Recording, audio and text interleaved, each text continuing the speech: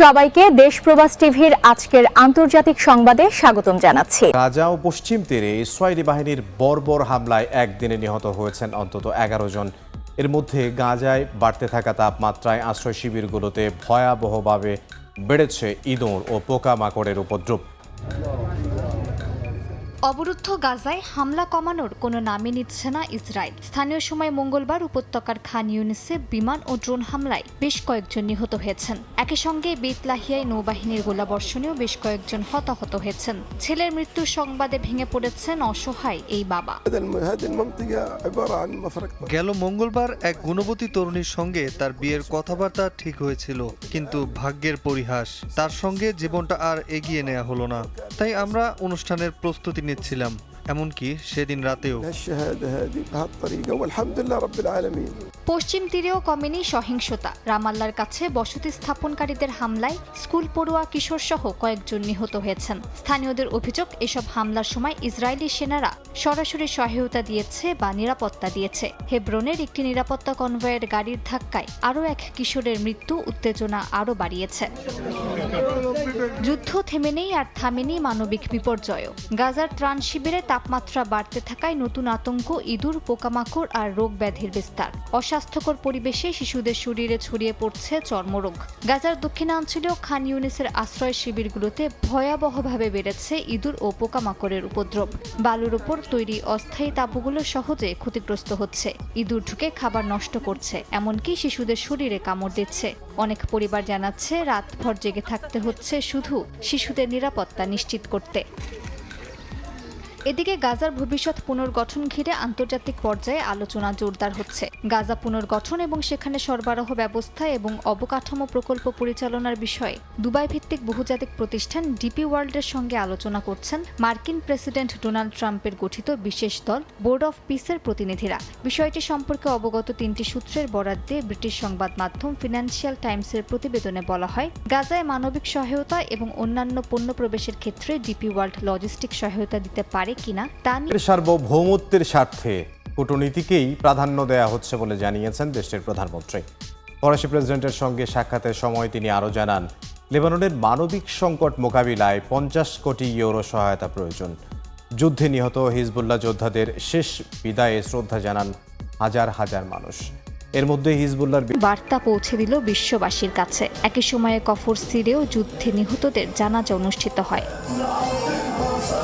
এদিকে ফ্রান্সের প্যারিসে লেবাননের প্রধানমন্ত্রী নওয়াফ সালাম এবং ফ্রান্সের প্রেসিডেন্ট ইমানুয়েল ম্যাক্রোর বৈঠকে যুদ্ধজনিত মানবিক সংকট মোকাবিলায় আগামী 6 মাসে 50 কোটি ইউরো সহায়তার প্রয়োজনীয়তার কথা তুলে ধরা হয়। সালাম জানান, এই সংঘাত লেবানন চায়নি, এটি চাপিয়ে দেওয়া হয়েছে। একই সঙ্গে তিনি আন্তর্জাতিক সম্মেলন ও সেনাবাহিনীকে সহায়তার পরিকল্পনার কথা জানান। আমরা হিজবুল্লাহর সঙ্গে কোনো সংঘাতে যেতে চাই না, বরং আমি হিজবুল্লাহর সঙ্গে সংঘাত এড়িয়ে যেতে চাই। বিশ্বাস করুন, আমরা হিজবুল্লাহকে ভয় পাই না। তারা কখনো সংঘাতের উস্কানি দিচ্ছে, আবার কখনো গৃহযুদ্ধের হুমকি দিচ্ছে। অন্যদিকে ইসরায়েলি গণমাধ্যমের বরাতে জানা যায়, যুক্তরাষ্ট্র লেবাননকে 1955 সালের ইসরায়েল বর্জন আইন বাতিলের জন্য চাপ দিচ্ছে। এই আইন অনুযায়ী ইসরায়েলের সঙ্গে সরাসরি বা পরোক্ষ বাণিজ্য ও যোগাযোগ নিষিদ্ধ। একই সঙ্গে ইসরায়েলি সেনাবাহিনী দাবি করেছে, লেবাননের দক্ষিণাঞ্চলে ইসরায়েলি সেনাবাহিনীকে লক্ষ্য করে কয়েকটি রকেট নিক্ষেপ করেছে হিজবুল্লাহ। পাল্টা হামলা চালানোর দাবি করেছে তেল আবিব। ইসরায়েলের প্রতিরক্ষা মন্ত্রী জানিয়েছেন, সামরিক ও কূটনৈতিক চাপের সমন্বয়ে সামরিক অভিযানের সময় যিশু খ্রিস্টের মূর্তি ভাঙচুরের ঘটনায় 2 ইসরায়েলি সেনাকে শাস্তি দিয়েছে আইডিএফ।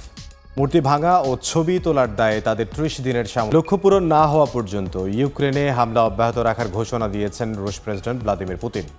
ইউক্রেন সীমান্তে ধীরে ধীরে নিরাপত্তা অঞ্চল গড়ে তোলা হবে বলেও জানিয়েছেন তিনি। এদিকে যুদ্ধে টিকে থাকতে আর্থিক সহায়তার বিষয়ে ইউরোপীয় ইউনিয়নকে জোর দিচ্ছেন ইউক্রেনের প্রেসিডেন্ট ভলোদিমির জেলেনস্কি। অন্যতম দীর্ঘ রাশিয়া ইউক্রেনের সংঘাতের তীব্রতা দিনে দিনে কমার বদলে যেন বেড়েই চলছে। স্থানীয় সময় মঙ্গলবার ইউক্রেনের সুমি শহরে রুশ ড্রোন হামলায় বেশ কয়েকজন আহত হয়েছেন। ক্ষতিগ্রস্ত হয়েছে বেশ কয়েকটি আবাসিক ভবন ও চিকিৎসা কেন্দ্র। একই সঙ্গে ইউক্রেনের পূর্বাঞ্চলীয় শহর কোস্তিয়ান্তিনিভকা শহরেও হামলা চালিয়েছে রুশ সেনাবাহিনী। 4 বছর ধরে চলমান ইউক্রেন যুদ্ধ কিভাবে শেষ হবে তা রাশিয়া জানে, তবে তা প্রকাশ্যে জানানো হবে না বলে সাফ জানিয়ে জানিয়ে দিয়েছেন রুশ প্রেসিডেন্ট ভ্লাদিমির পুতিন। তিনি জানান, ইউক্রেনের সীমান্তবর্তী এলাকায় ধীরে ধীরে নিরাপত্তা অঞ্চল গড়ে তোলা হচ্ছে এবং হুমকি পুরোপুরি দূর না হওয়া পর্যন্ত এই প্রক্রিয়া চলবে।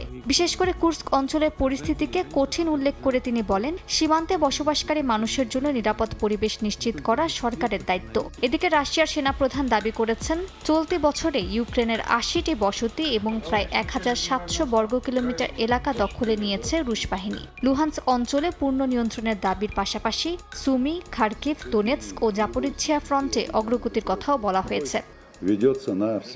অন্যদিকে ইউক্রেনের প্রেসিডেন্ট ভলোদিমির জেলেনস্কি ইউরোপীয় নেতাদের সঙ্গে ফোনালাপে ৯০ বিলিয়ন ইউরো সহায়তা প্যাকেজ ছাড়ের বিষয়ে জোর দেন। ইউর সঙ্গে আলোচনায় তিনি বলেন, ইউক্রেন এর মধ্যেই সব শর্ত পূরণ করেছে।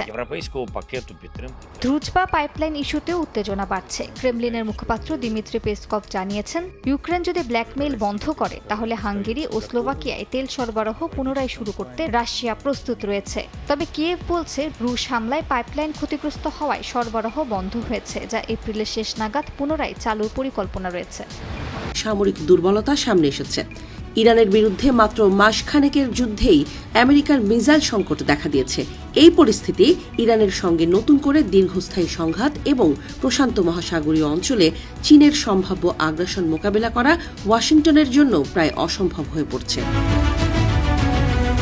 Centre for strategic and international স্টাডিজের এক চাঞ্চল্যকর রিপোর্টে জানানো হয়েছে, ইরানের সঙ্গে মাত্র ৭ সপ্তাহের যুদ্ধেই আমেরিকা তার মজুতকৃত আধুনিক প্রেসিশন স্ট্রাইক মিসাইলের প্রায় ৪৫% খরচ করে ফেলেছে। এই বিশাল পরিমাণ মিসাইল ব্যবহার করায় আমেরিকাকে খাদের কিনারে নিয়ে গেছে।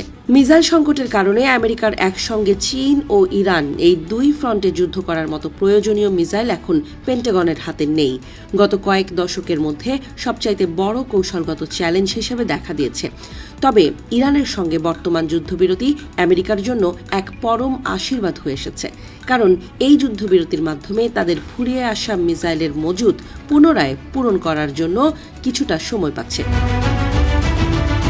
প্রতিরক্ষা বিশ্লেষকদের মতে, আমেরিকার আক্রমণাত্মক এবং রক্ষণাত্মক উভয় ধরনের মিসাইলই এখন আশঙ্কাজনক হারে কমে এসেছে। এর মধ্যে থাড এবং প্যাট্রিয়ট প্রতিরক্ষা ব্যবস্থার প্রায় ৫০% ইন্টারসেপ্টর মিসাইল ইতোমধ্যে খরচ করে ফেলেছে তারা। এছাড়া মার্কিন নৌবাহিনীর শক্তি হিসেবে পরিচিত টমাহক ক্রুজ মিসাইলের ৩০% এবং আকাশ থেকে নিক্ষেপযোগ্য বিশেষ মিসাইলের ২০% খরচ করে ফেলেছে ওয়াশিংটন। এতে করে পশ্চিম প্রশান্ত মহাসাগরীয় অঞ্চলে চীনের মতো পরাশক্তির সামনে আমেরিকা এখন চরম অরক্ষিত অবস্থায় আছে। বিশেষজ্ঞরা সতর্ক করে বলছেন, ইরান যুদ্ধের কারণে আমেরিকার এই মিসাইল সংকট পূরণ করতে অন্তত ১ থেকে ৪ বছর সময় লাগবে। এই সময়ের মধ্যে চীন তাইওয়ান আক্রমণ করার সিদ্ধান্ত নিলে আমেরিকা সেখানে পর্যাপ্ত সামরিক সহায়তা পাঠাতে ব্যর্থ হতে পারে। তাই মিসাইল সংকট কাটিয়ে উঠতে মরিয়া হয়ে লকহিড মার্টিন ও রেথিয়নের মতো প্রতিরক্ষা সরঞ্জাম নির্মাতা প্রতিষ্ঠানগুলোর সঙ্গে নতুন চুক্তি করছে পেন্টাগন। এর মূল লক্ষ্য হল মার্কিন বাহিনীর জন্য প্রয়োজনীয় মিসাইল উৎপাদন কয়েক গুণ বাড়ানো।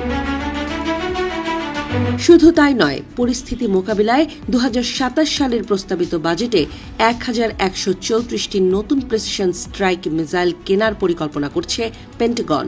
প্রতিরক্ষা নির্মাতা প্রতিষ্ঠানগুলোর কাছ থেকে প্রতিটি মিসাইলের দাম পড়বে প্রায় $১.৭ মিলিয়ন।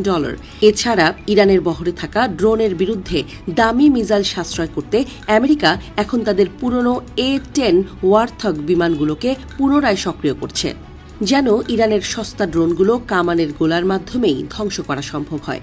বিশেষজ্ঞরা বলছেন, আমেরিকার সামরিক শক্তি অনেকটাই এখন দেশটির সমরাস্ত্র নির্মাতা প্রতিষ্ঠানগুলোর উৎপাদন ক্ষমতার উপর নির্ভরশীল হয়ে পড়েছে। মার্কিন কংগ্রেস দ্রুত মিসাইল কেনার জন্য অর্থ অনুমোদন না দিলে চীন ও ইরানের সামনে আমেরিকার লেজে গোবরে অবস্থা হতে পারে বলে মনে করছেন তারা। হাতে পিছু হাঁটেন। হ্যাঁ দর্শক, ইরান কোনো রকম সামরিক সংঘাতে না গিয়েও স্রেফ নিজেদের দাবিতে অনড় থেকে যুক্তরাষ্ট্রকে পিছু হটতে বাধ্য করেছে। যুদ্ধবিরতির মেয়াদ অনির্দিষ্টকালের জন্য বাড়িয়েছে ট্রাম্প। মাথা নোয়ানোর চেয়ে মাথা উঁচু করে দাঁড়িয়ে থাকাই যে জয়ের আসল সূত্র, ইরান তা বিশ্বকে হাতে কলমে শিখিয়ে দিল। কোনো রকম সামরিক সংঘাত ছাড়াই স্রেফ আত্মমর্যাদায় অনড় থেকে যুক্তরাষ্ট্রকে পিছু হটতে বাধ্য করেছে তেহরান। ট্রাম্প বলেছিলেন চুক্তিতে না এলে হামলা হবে, কিন্তু পাকিস্তানের মধ্যস্থতায় দ্বিতীয় দফার বৈঠক ভেস্তে যাওয়ায় ট্রাম্পের সেই হামলার হুমকি এখন বাক্সবন্দী। সংবাদ মাধ্যম সিএনবিসির ক্যামেরার সামনে বসে মঙ্গলবার যিনি রীতিমতো যুদ্ধের হুমকি দিচ্ছিলেন, মাত্র 24 ঘন্টার ব্যবধানে তার সেই হুঙ্কার এখন মিউ মিউ স্বরে পরিণত হয়েছে। হাজারবার ডাকার পরও ইরান দ্বিতীয় দফার আলোচনায় এলো না। এদিকে যুদ্ধবিরতির সময় শেষ। যারা যুদ্ধের দামামা শুনছিলেন তাদের চমকে দিয়ে ট্রাম্প ঘোষণা করেছেন যুদ্ধবিরতির মেয়াদ বাড়ছে অনির্দিষ্টকালের জন্য, তবে ইরানের বন্দরে নৌ অবরোধ চলতে থাকবে। একেই বলে সকালে হুঙ্কার তো বিকেলে সমঝোতা। হাজারবার ডাকার পরও ইরান যখন আলোচনায় বসেনি, তখন নিজের মান বাঁচাতে ট্রাম্প এখন পাকিস্তানের দোহাই দিচ্ছেন। বলছেন পাকিস্তানের অনুরোধেই এই সিদ্ধান্ত, কিন্তু বিশ্ব জানে আসলে এটি কোনো অনুরোধ নয়, বরং ইরানের অনড় অবস্থানের কাছে এক প্রকার নতি স্বীকার।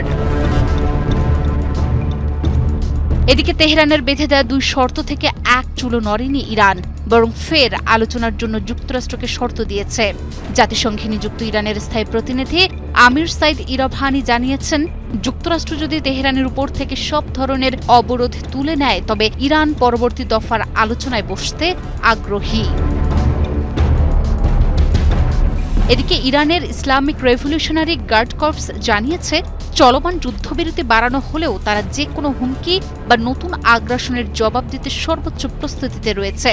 সব মিলিয়ে বিনা রক্তপাতে স্রেফ কূটনৈতিক দৃঢ়তা আর আত্মমর্যাদা দিয়ে ইরান আজ প্রমাণ করল পরাশক্তি হওয়ার জন্য শুধু অস্ত্র নয়, মেরুদণ্ডও লাগে।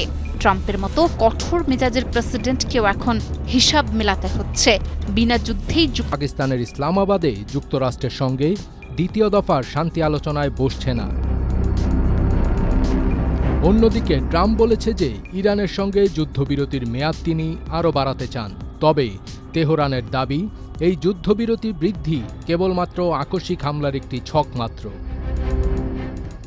অন্যদিকে ট্রাম্প এতদিন যাবৎ ইরানের যে শাসকদের পতন ঘটাতে চেষ্টা করেছে, কখনো তাদের অভ্যন্তরীণ কোন্দলকে কাজে লাগিয়ে কিংবা কখনো ইরানের সর্বোচ্চ নেতাদের হত্যার মাধ্যমে, আজ সেই ডোনাল্ড ট্রাম্প ইরানের সর্বোচ্চ নেতাদের সঙ্গে সরাসরি আলোচনায় বসতে চাচ্ছেন। এমনকি এর জন্য তিনি সশরীরে পাকিস্তানে আসতেও প্রস্তুত, যা থেকে স্পষ্টই বোঝা যাচ্ছে যে ইরানের হাতে কোনো মোক্ষম অস্ত্র রয়েছে। এখন প্রশ্ন হচ্ছে, ইরান কি এমন যুদ্ধকৌশল পেল এর মধ্যে? ওরা কি তবে পারমাণবিক বোমা বা এই সদৃশ কিছু বানিয়ে ফেলেছে? আমেরিকার সাবেক গোয়েন্দা স্কট রিটার গতকাল বলেছেন, ইরান হয়তো ওদের 60% সমৃদ্ধ ইউরেনিয়াম দিয়ে এমন কোনো অস্ত্র বানিয়ে ফেলেছে যেটা পারমাণবিক বোমার মতোই কাজ করবে। ইরানের হাতে অবশ্যই এমন কার্ড আছে যেটা হয়তো ইরান কাউকে জানায়নি। নইলে আমেরিকার মতো শক্তিশালী দেশ আলোচনা করতে চাইছে, ইরান বলে দিচ্ছে, না, আমরা আলোচনা করব না, তোমরা আগে আমাদের শর্ত মানো। শক্তি না থাকলে তো আর এটা বলার কথা না। তবে হরমুজ প্রণালী নিজেই একটা বড় অস্ত্র ইরানের জন্য। এর সাথে আর কোন কোন অস্ত্র পরের রাউন্ডে ইরান ব্যবহার করবে সেটাই এখন দেখার বিষয়। এদিকে তেহরান বিশ্ববিদ্যালয়ের অধ্যাপক মারান্ডি গতকাল এক সাক্ষাৎকারে বলেছেন, সৌদি আরব, কাতার, আরব আমিরাত, বাহরাইন এবং কুয়েতের মানুষদের নিরাপদ আশ্রয়ে চলে যাওয়া উচিত, কারণ আমেরিকা যদি আজ রাতে আবার আঘাত করে, এই দেশগুলোর আর অস্তিত্ব থাকবে না। অর্থাৎ ইরান পরিষ্কার করে বুঝিয়ে দিচ্ছে, আমেরিকা যদি আবার আঘাত করে, এইবার ইরান একসাথে ইসরায়েল এবং মধ্যপ্রাচ্য আঘাত করবে, আরও দ্বিগুণ শক্তি নিয়ে।